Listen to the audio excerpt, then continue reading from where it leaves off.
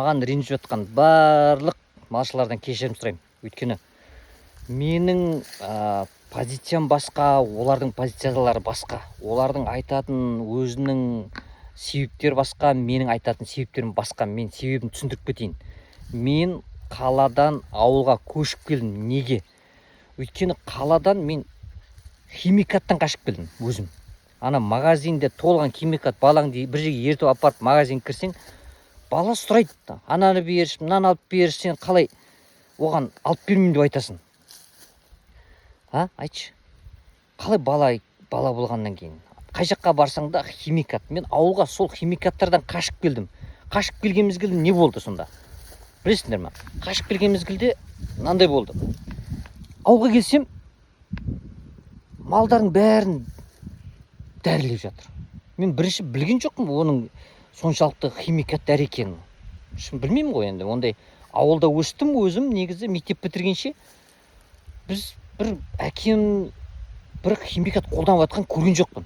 Шын айтайын, ауылда адамдардың бір химик малға салып жатқан көрген жоқпын. Неше жыл мен мектеп бітіргенше ауылда болдым ғой. Көзім көрген жоқ. Енді қазір келсем ауылға, енді сондай болар деп келдім ғой. Екінің бірі дәрін алады жүгіреді. Дәрін алып, укол қолдарында, антибиотик, мен білмеймін ол не дәрі екен. Бір күні көршіміздің сиыр ауырып қалды, мені жәрдемге шақырды, антибиотик беріп жатыр. Келесі күн тағы барамыз, береді, жәрдем беремін ана сиырына салу үшін. Ол маған көп жәрдем беріп еді, ауылға көшіп келгенде. Сосын ана сиыр өліп те қалды. Сосын оны сойып тастады сразу. Сойып тастады да қалаға алып барайық, жәрдем бер деді, районға сатамыз деді. Мен ойымда дым жоқ, маған айтты, аласың ба деді. Енді ол маған жақсылық жасап жүрген адам, маған жамандылық ойламайды ғой деп ойладым да. Жарайды деп оған көмек болсын. Жарысын кішкене бір алып қалайын дедім үйге. Бәрі бала шаға жейді ғой деп. Бір санитын ба алып қалдым оны. Содан басып отырып, біреумен келісті, апарып тапсырды. Тапсырған соң барып, ол анау мынау сұрады, мынау арық қой кішкене, анау деді, мынау деді. Жоқ, мынау сен айттың ғой адам деп, сосын алып келдім. Енді қайтып не істеме деп әйтеуір келісіп қалды. Кейін сөйлесіп отырып антибиотик салғанын біліп қойды. Антибиотик салған мен халыққа қалай берем дейді. Мен түсінбей отырмын. Несті қалай бергені қалай екен деп күшті отырмын. Ол айтады, антибиотик салғаннан кейін мал еті болмайды ғой жеуге дейді. Анау айтты. Мен не істеймін енді, мен шарам жоқ қой, анау ғой, мынау ғой деп. Вот антибиотик салып өліп қалса, жақсы салдың, жазылып кетті. Онда мен де қуанам, жарайды, жақсы, бір жәрдем болған бұлар. Жақсы болып кетті ары қарай. Бірақ зависимость болып қалады да олар. Ал мен химикаттан өлердей, тонау қаладан, түтіннен, бетоннан, асфальттан, барлығына магазин түтіннің бәрінен қашып келгендіктен, мен мына жаққа келіп, малыма оны әкеліп өз қолымен салып, тағы да оны зачем мен бүлдіремін? Одан да мен айтамын, табиғи жүр. Ауырып қалды, айтады, қалай сен ауырған малды соясың? Менде 3-4 ветврач бар. Біреу өзіміздің ауылдікі, біреу Қандағаштікі.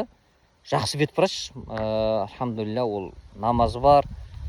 Тағы да таныс осындай малды жақсы білетін адамдар бар. Бәрінен сұраймын, міне видеосын түсіремін. Қазір не керек? Әкелудің қажеті жоқ қой. Барлығы жағдайдың бәрін түсіндіріп отырамын күнделікті. Міне мынау мынандай болып жатыр, бүйтіп жатыр, сөйтіп жатыр. Бәрін түсіндіремін. Олар айтады, бұл нормально. Нормально құбылыс, ешқандай проблема жоқ. Сойып тастай бер десе, мен сойып тастаймын. Сойып тастап, ішін қараймын сосын. Ішін көрсетемін. Міне мынандай болып жатыр, өкпесі мынандай болып жатыр, аузы мынандай болып жатыр, ішегінің арасы мынандай болды, бәрін түсіремін. Нормально дейді, болды. Мен бәрін сол ветвраштармен ақылдасып отырамын, бәрібір мен ветврач емеспін ғой. Бірақ мен екпеймін. Олар сразу айта бастайды, мына уколды берші, мына уколды берші деп айтады өздері. Мен айтамын, жоқ, не керек бар ол укол беріп? Ол желінетін мал ғой бәрібір. Ол адам емес қой, маған айтады, сен өзің ауырып қалсаң, онда дейді, сен өлтіре салу керек деп қояды да. Мен альхамдулилля 2015-тен бері дәрі ішпеймін, аптекаға бармаймын. Одан алдында бармайтын едім негізі енді. Бірақ 100% 2015-тен кейін аптекадан дәрі алуды қойдым. Алсам, енді шөптер бар, ромашка деген шөптер сатады, тағы шөп дәрілі сатады ғой. Соны аламыз, сосын перекес водород, соны аламыз, ол ешқандай зиян жоқ. вот сол йод аламыз, ол да табиғи нәрсе. Сол сияқты нәрселер болмаса, аптекада мен химикат дәріні балама да өзіме де бала шағам ешқандай жанұямызбен дәріні тастағанбыз ауылға келгеннен бері. Вот біз альхамдулилля ауру деген бізде жоқ. Коронавируста ауырдық, дұрыс, ол болды коронавируста. Мен бір дәрі қолданған жоқпын, бала шағамда бір дәрі қолданған жоқ. Бәріміз шетімізден ауырып қайтып тұрып кеттік. Айтады адамдар, сен де дәрі қолданасың ғой, анау мынау ғой дейді. Жоқ. Мен дәрі қолданбаймын. Иншалла бұдан кейін де қолданбаймын. Дәрігерлерге күніміз салмасын, Аллах сақтасын.